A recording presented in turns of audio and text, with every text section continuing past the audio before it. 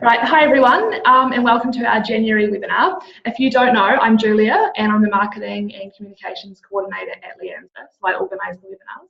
I'm very excited to have our first guest for the year, who we also share an office with, so Jo Cribb.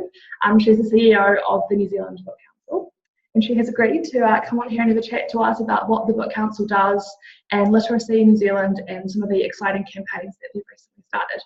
So, Jo, I thought you could tell us a little bit about yourself and your background, because you've had quite an interesting background. Thanks, but that's always the worst question to start with. Does anyone out there actually like talking about themselves? Julia, do you like talking about yourself? I don't, not at all.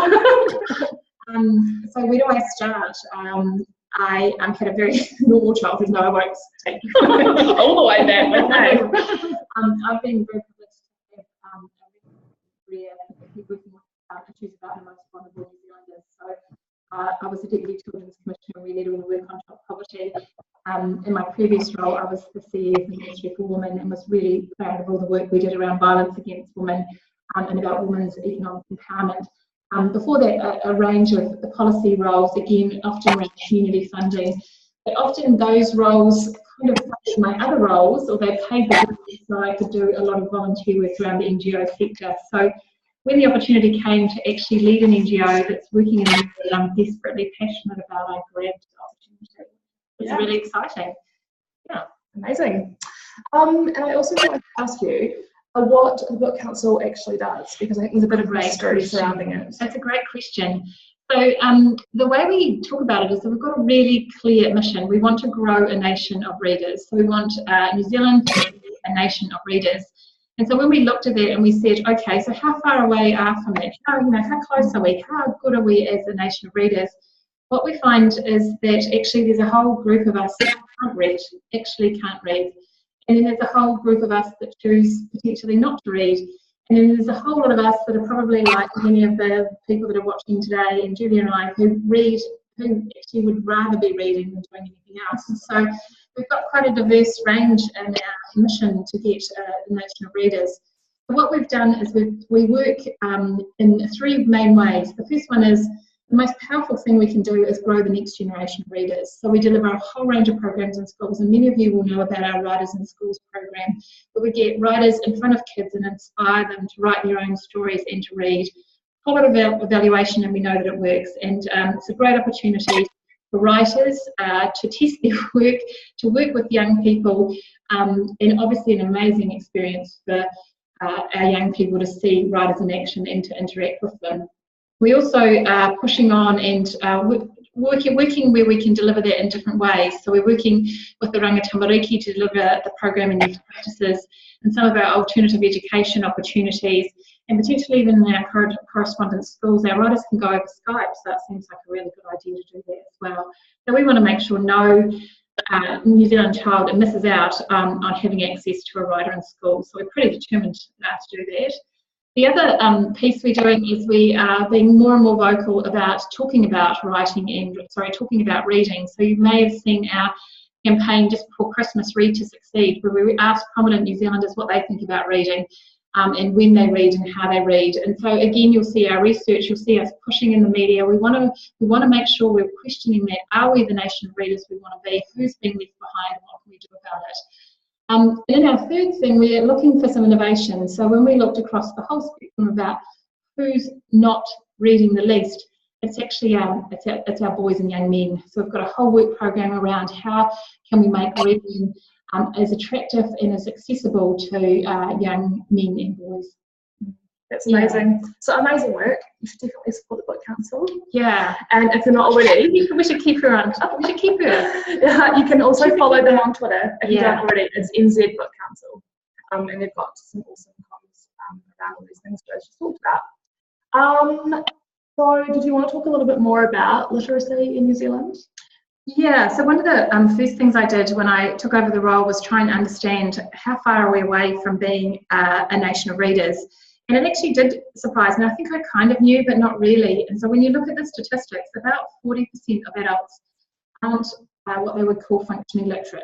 So that's operating at a level that means day-to-day life is easy. And so that's 40% of us aren't at that level where where we're reading to a level that makes us able to access everything we need to. It's actually really scary. It's quite a lot of level, isn't it? And I just take my hat off to all those amazing New Zealanders who actually aren't reading that well and how they navigate their life. Imagine even trying to fit your driver's license, or even reading your parking ticket, or all those kind of things that we take for granted. So that's an amazing statistic that I think we need to talk about, and what that means for the people who aren't able to function at that level, and what we can do to help and support them. The other thing too, I think, is really interesting is we did first research into reading habits, and we also found that 400,000 New Zealanders didn't even pick up a book last year. Crazy. That's quite crazy, eh? We were quite surprised, because we tend to think that we are a nation of readers, that we like a good book, that we read. That's 400,000 of us, and what we know when we looked at the demographics is actually that's a lot of parents who aren't reading to their children and who aren't picking up books, and their kids aren't seeing them reading. So we think we've got some work to do.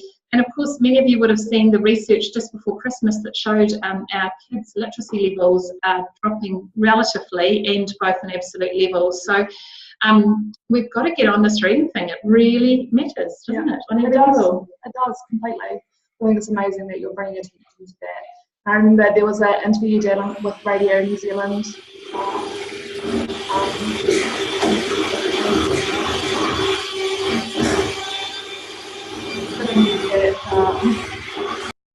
Noise. Oh no, it's gone.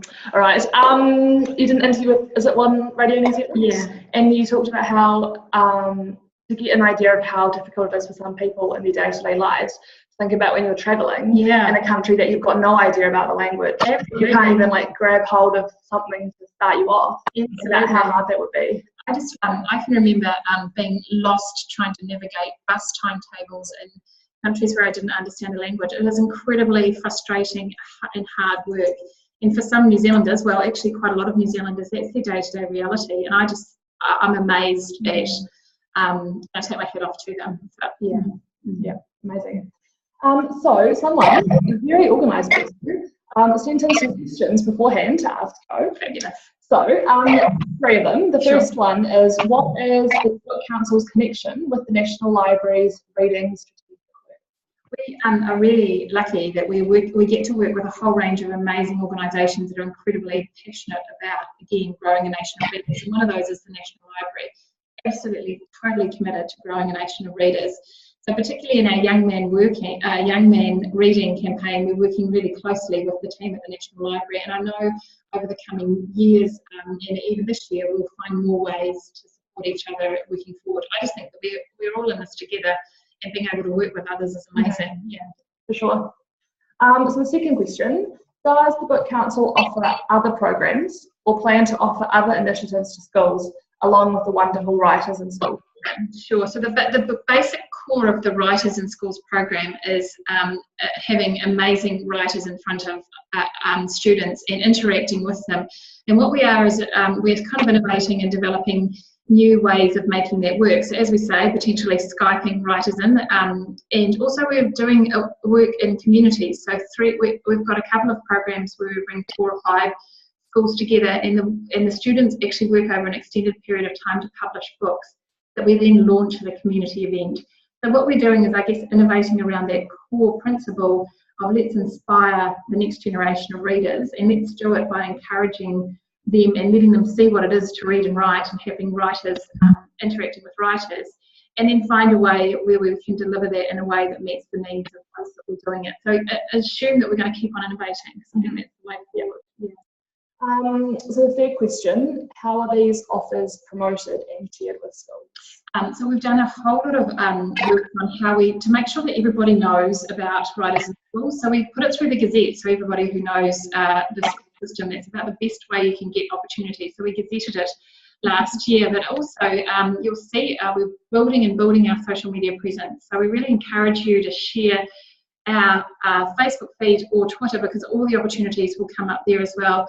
And my intention is to get in front of all the different groups. Again, we're just doing that with the alternative education providers, again, we're doing that with a whole different range of school groupings as well, so that they can see what we've got to offer, and also to say that we're up to work in partnership and to innovate to meet what's happening in their classrooms. Yeah. Cool. So again, follow Book Council on Twitter and Facebook. Right, just keep her on, eh? Great, it's great advertisement. Well, I believe in what you do, and obviously sharing our office with you. Yeah, it's amazing just to see the hard work. And it's got nothing to do with the biscuits and stuff that we bring in. Potentially an amazing baker. So it's got to eat it sometimes. Her lemon loaf. Is it lemon and poppy yeah, seeds? Amazing. Now I just thought to ask if anyone has any questions that they'd like to ask Jo. You can either just ask them, or there's a little chat function as well if you are having your microphone or anything like that. We're not scary, are we? No, opposite of scary.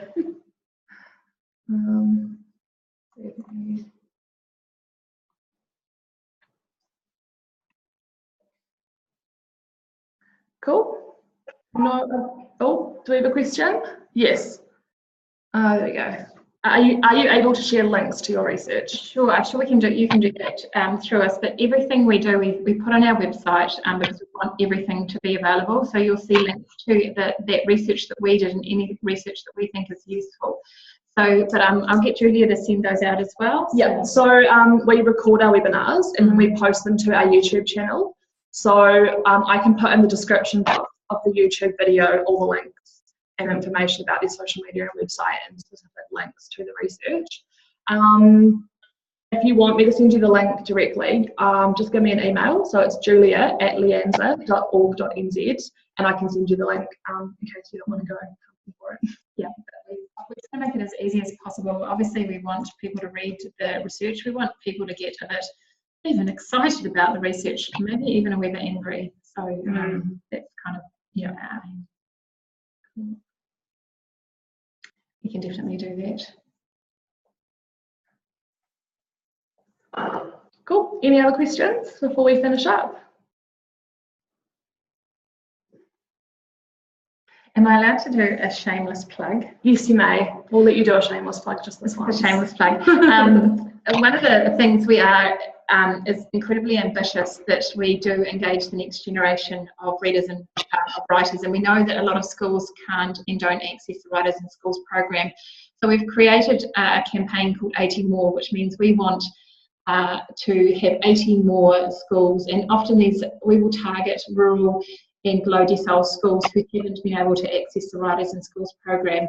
So we're running a campaign at the moment. It is on our website. It's very, very easy to donate, but you could sponsor a writer in school. You could have your own writer in your own school, and we just think that that's the most amazing thing, that you can help be part of inspiring the next generation of readers and writers. There you go, shameless plug. No, it's amazing. I was just thinking, remembering when I was at primary school, I'm fairly sure it would have been a Writers in Schools program came to my little tiny rural primary school, and we got for a couple of days to, I feel like it was Margaret Mahi or someone. Wow. It was someone amazing. Yeah. And I remember, I think I was like 10, and we did like lots of different exercises about writing, and I went on to like get creative writing awards at high school. Wow. So it does make a difference. Not that I'm doing that. I'd just like to say that we didn't sort of set this up beforehand. No, it was quite spontaneous.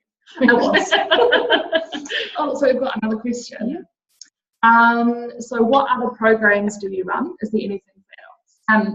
At the moment, our focus has been the Writers in Schools and focusing on the next generation of readers, but we also can see, and we are actually focusing on young men and boys at the moment, but we can see that we will over time roll, because there are issues around amazing things for adults, and interestingly, some of our older New Zealanders struggle with reading as well. So there's many issues, and we know we will keep our eye on them, and as we roll through and evolve as an organisation, we will look to work more with adults. What we do have on our website is an awful lot of resources that you might find useful. We have the Writers Files, which is about 700 files about New Zealand writers and what they're up to, which is quite exciting.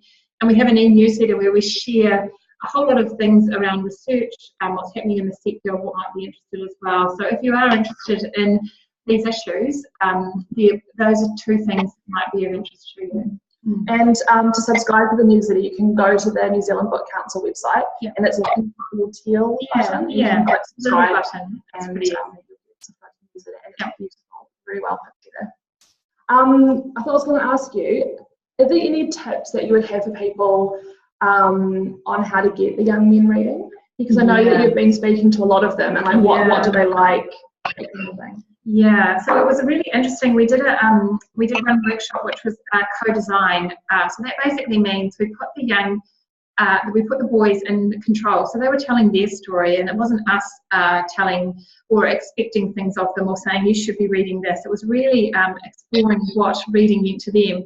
And we got some kind of mixed messages. Reading doesn't have as good a status as it could do. It's competing with basketball and gaming, let's be honest. So, and they're pretty social and they're pretty fast-moving activities. So the idea of sometimes sitting alone with a book, you know, the book is having to work hard to compete in this space, eh? But what we did get was that young men really are quite hungry for knowledge. They want to know things like how their car is going to work and go faster, and how to win basketball games. And interestingly, how to hunt. Okay. Something you might really need in South Auckland, but these are the kind of, they're really interested and engaged in their world, so we shouldn't ever assume that they're not wanting to access information, that the book can be part of that as well. So there's lots of avenues for us. We've probably just got a wee bit of a disjunct now between their perception of books and what books could be, so maybe we've got a bit of work to do there. Yeah. I know I used to work in a public library, and a lot of the boys or just younger kids that came in, they were really into non-fiction. Yeah. I think their parents and sometimes even their teachers would be pushing the like really literary kind of fiction on them, and they just weren't interested in it. They wanted to learn about like bugs and sport and other countries and just really kind of random subjects. I thought that was really important to make sure that they are excited about what they're reading. It's going to help them continue. Cool. Any other questions? I thought I heard someone start to say something before. I think I'm getting lit up very lightly. I think you are too. Yes. Should be very pleased with yourself. Cool. All right. Oh, is that a question? No. So that's everything. We will wrap it up. I'll be putting the recording up on YouTube hopefully later today, so you'll be able to watch it back and share it with anyone who couldn't make it along today. So thanks so much for attending, and if you're interested, our webinar next month is going to be with Kath Sheard, and it's going to be about professional registration and a whole lot of questions and answers about the scheme and how and what people find tricky and a few tips and tricks. So if you're interested in that, definitely come along.